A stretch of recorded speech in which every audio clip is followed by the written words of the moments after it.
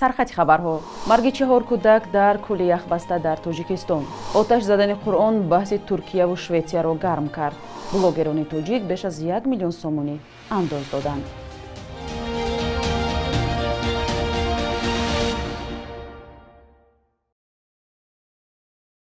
سلام بیننده های عزیز، امیدوارم خوبید و ما رو تماشا میکنید. نویدی بامدادی از دوشنبه تقدیمتان می شود. امروز دوشنبه 23 ینور است. محدودیت نیروی برق که در تاجیکستان از 11 ینور بکار شده بود ظاهرا دیگر بار جاری شده است.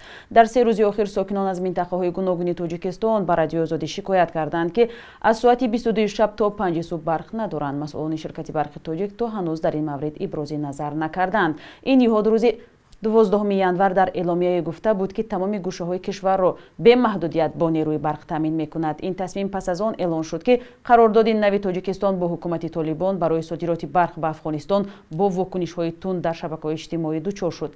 تامین اهالی با برق یکی از مشکل‌های اساسی حکومت تاجیکستان گفته می‌شود که با وجود بنیادی نیروگاه‌های زیاد تا حال حل خود را نیافته است. مقامات همواره مشکل را با کمی آب در آب انبارها پیوند می‌دهند. در عین زمان مقامات میگویند سال گذشته با مبلغ زیاد از 106 میلیون دلار به خارج برق صادر کردند. این آمار در مقایسه با سال پیش 11% زیادتر بوده است.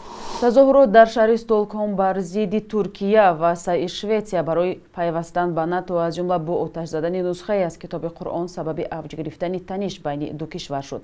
آن هم در زمانی که شویتسیا برای ورود به ناتو به حمایت ترکیه یکی از اعضای مهم آن احتیاج دارد. وزارت امور خارجه ترکیه روز 21 ینور گفت ما حمله رذیلانه به کتاب مقدس خود را قاطعانه محکوم میکنیم. بیانیه بعدی آن نشر شد که یکی از سیاستمداران از جناح راست افراطی شویتسیا نسخه از کتاب قرآن را در نزد سفارت ترکیه آتش زد. وزارت خارجه این کشور از مقامات شویتسیا خواست آنها را که قرآن را سوزاندند به جوابگری بکشد و از تمام کشورهای جهان دعوت کرد به ضد اسلام ستیزی چاره‌های مشخص بیاندیشند. کتاب قرآن را راسموس پالودان رهبر حزب راست افراطی سختگیر آتش زد. او که شهروندی شویتسیا را دارد در گذشته هم در چندین تظاهرات دیگر عین کار را کرده است. خودش درباره این عملکردهایش تا حال واکنش و یا شرحی نداده است. چندی از کشورهای عربی هم آتش زدن قرآن در شویتسیا را محکوم کردند.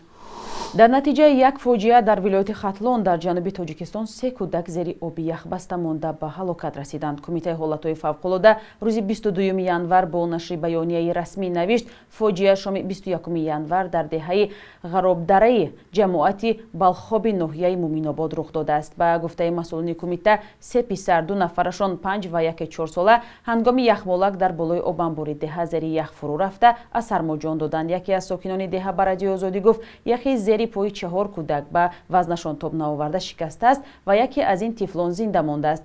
خدایدادی بختیاری 7 ساله عین زمان در شفاخانه بوده است. کمیته حالتهای فوق‌العاده گفت که ساکنان ده تن بیجان طفلان را از آب بیرون آورده برای تشخیص به مقامات انتظامی سپردند. 2 روز پیشتر از این فاجعه در ناحیه حصار عین حادثه رخ داده است. یک کودک را نجات دادند اما یک نفر دیگر جان داد. کمیته حالتهای فوق‌العاده از والدان خواسته است کودکان خود را در این روزهای سرد به نظارت نگذارند.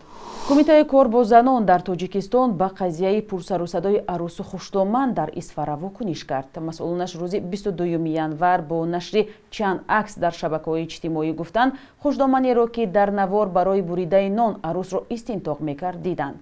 با گفته آنها نوار 1 سال پیش ثبت شده، حالا عروس خانواده فرزند دارد. در اعلامیه کمیته کار با زنان گفته شده است که سبب مناسبت ننگین خوشدامن را معین کردند اما تفصیلات ندادند. واکنش کمیته کار با زنان به قضیه کلون خوشدامن در حالی است که بحث‌ها در اطراف آن 1 هفته باز در شبکه‌های اجتماعی میچرخد.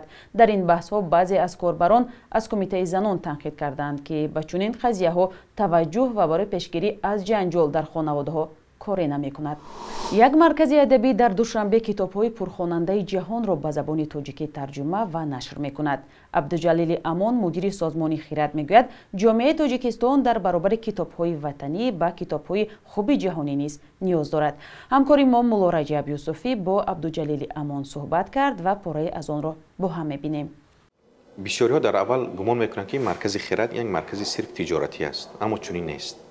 ما تنها به خاطر یک کتاب نو ما را بازنشر کنیم ما ضرور می‌دانیم که کتاب ما را به فروش گذاریم چون که یک مبلغی به دست میاد چون که ما کتاب ما را منتشر کنیم.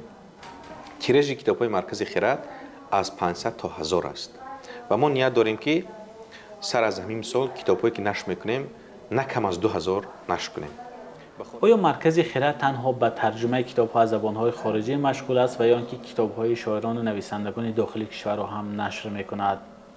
مثلا ما نیت داریم که نه تنها جهانی، حتی بهترین شاهکارهای ادبیات معاصر خودمون هم پیش روی خواننده گردانیم. مثلا با نویسنده‌های مثلا یونس یوسفی، استاد یونس یوسفی، مثلا حالا ما در نشر داریم کتاب بهمنیار، سیف رحیم‌زاده افردی و هم این چون علاهیده چاپ شدن ما می‌خوایم در کلیات مثلا پر آثار بهمنیار در 2 یا 3 جلد، آثار سیف رحیم‌زاده افردی در 2 یا 3 جلد ما امسال پر پیش روی خواننده گردانیم. دقیقاً سوال بعدی منم درباره سطح کتاب و کتابخوانی در کشور است. بسیاری‌ها نگرانند و میگن که توجه به کتابخوانی در تاجیکستان خیلی کم شده از سال‌های اخیر. بعضی با زمان شوروی مقایسه میکنن که در اون زمان کتاب‌ها با تیراژ زیادتر چاپ می‌شدند. به نظر شما چرا کار تا اینجا رسید؟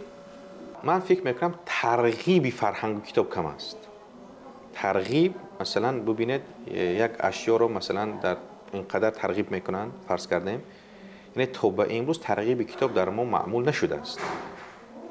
یعنی ترغیب باید در اون سطح باشد که حتی دوردستترین نواحی کشورم باید آگاه باشد که امروز در تاجیکستان چگونه کتاب‌ها منتشر میشوند. این تبلیغ باید کی انجام بده؟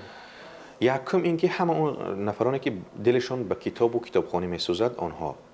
دوم اینکه مثلا امروز آزمون فروغ حساب دانای کتاب است، یکی از بهترین آزمون‌هایی است که امروز یک بار دیگر مردم سرجم کرد تا برای کتاب خواندن. و ببینید که این آزمون فروغ حساب دانایی که طول 4 سال برگزار می‌گردد چقدر انسان‌ها مثلا اشتراک می‌کنند. یعنی ما می‌توانیم به واسطه همونها هم کتاب رو ترغیب کنیم، به واسطه آزمون‌ها مثلا. بینندگانی عزیز، نواری کامل مصاحبه به زودی در سامانه رادیو آزادی و صفحه ما در یوتیوب نشر و پخش می شود.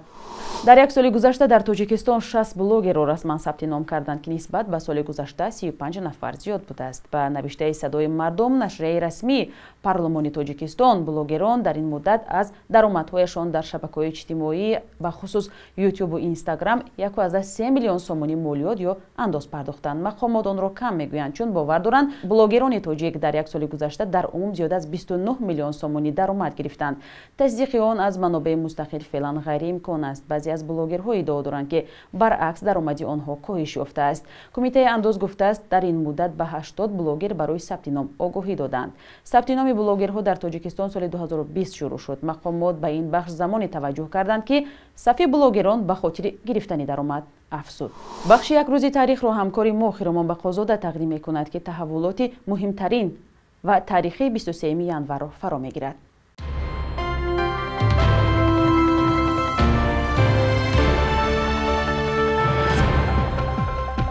بوستانشناسان معین کردند که در عصر 5 پیش از میلاد در حدود استرافشن امروزه در ولایت سوخت مجسمه بنیاد شد که اسمش قلعه مغ می باشد.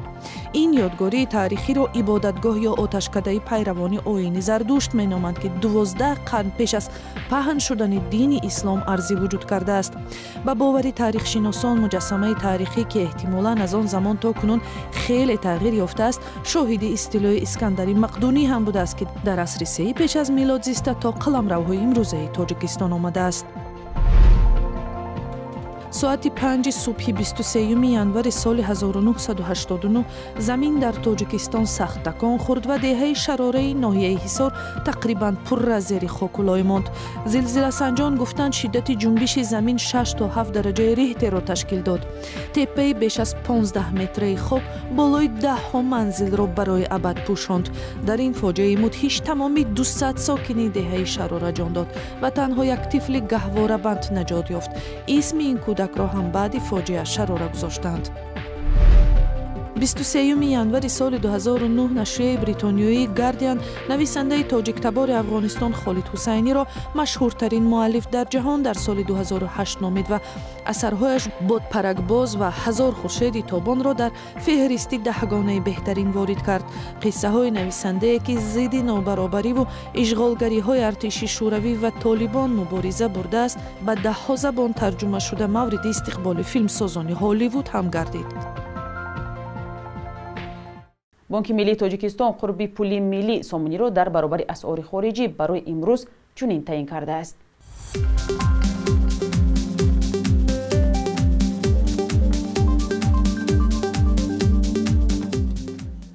бинандаҳои азиз, навиди бомдодиро дидед. навиштани назару пешниҳодҳои худро ба мо фаромӯш накунед. То фардо дар ҳамин вақт худо нигаҳдор.